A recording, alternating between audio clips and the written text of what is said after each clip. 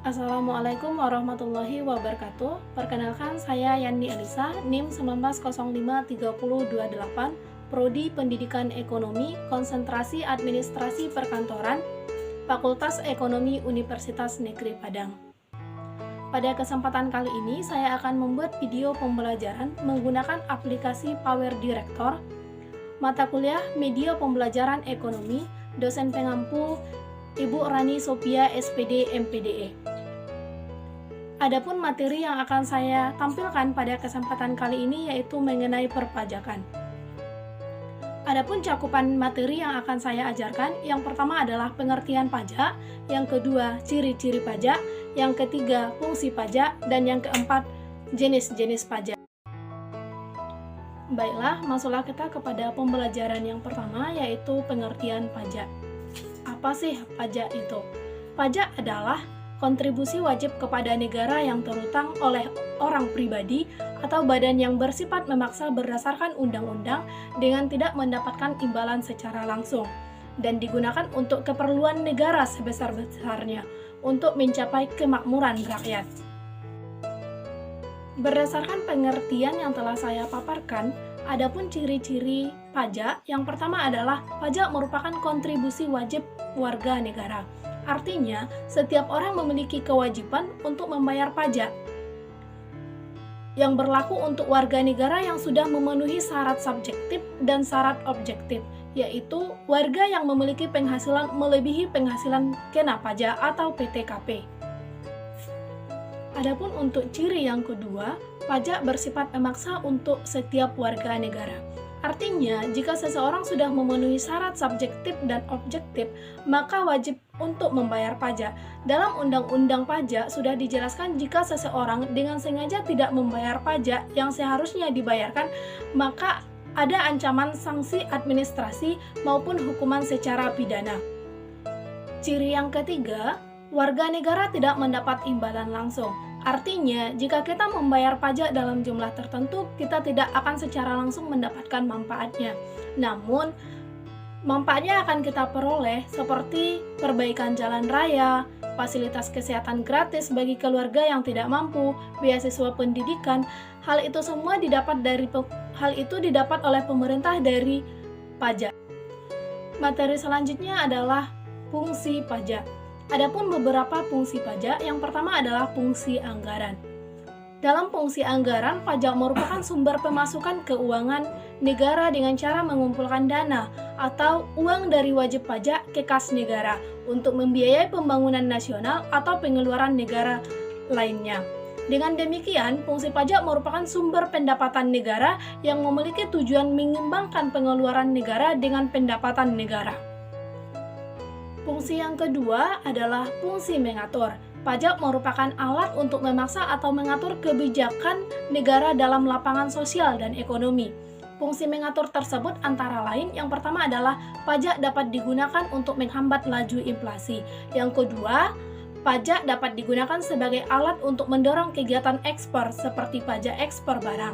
Yang ketiga, pajak dapat memberikan proteksi atau perlindungan terhadap barang produksi dari dalam negeri, contohnya pajak pertambahan nilai atau pajak PPN.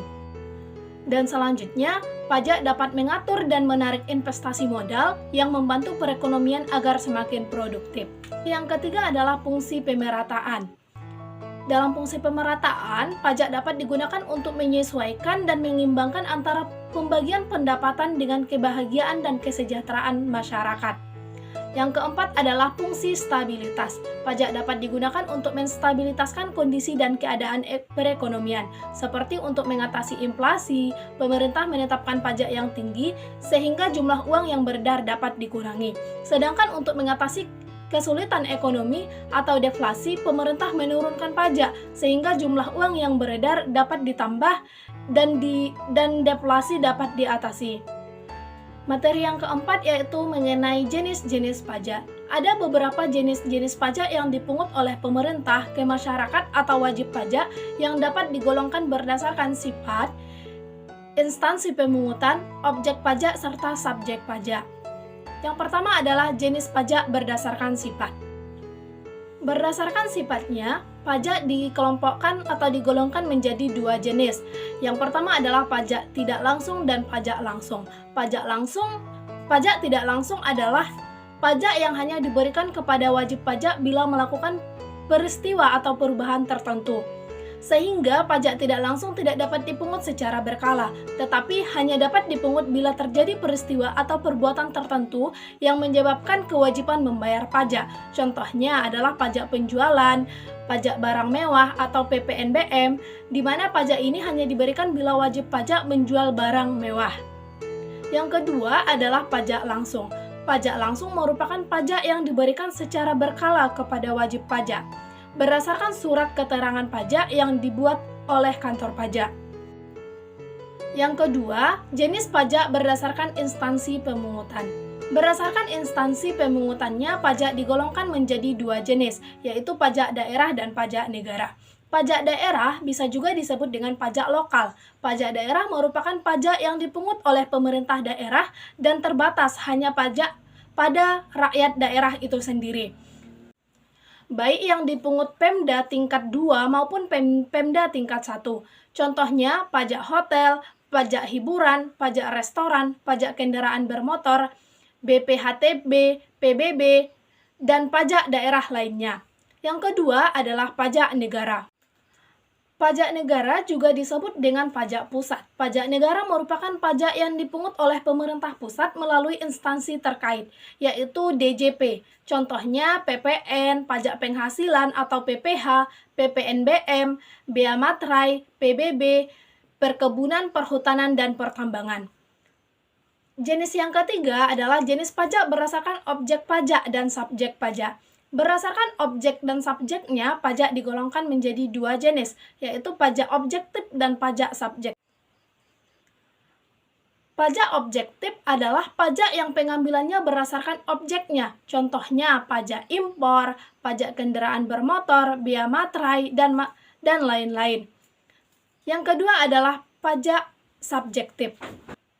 Pajak subjektif adalah pajak yang pengambilannya berdasarkan subjeknya, contohnya pajak kekayaan dan pajak penghasilan.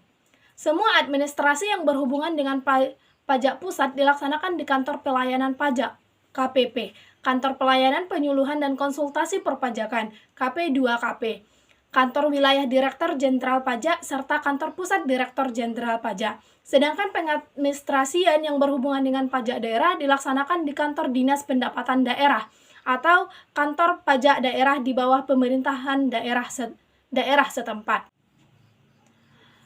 Baiklah, sekianlah materi yang dapat saya sampaikan mengenai perpajakan.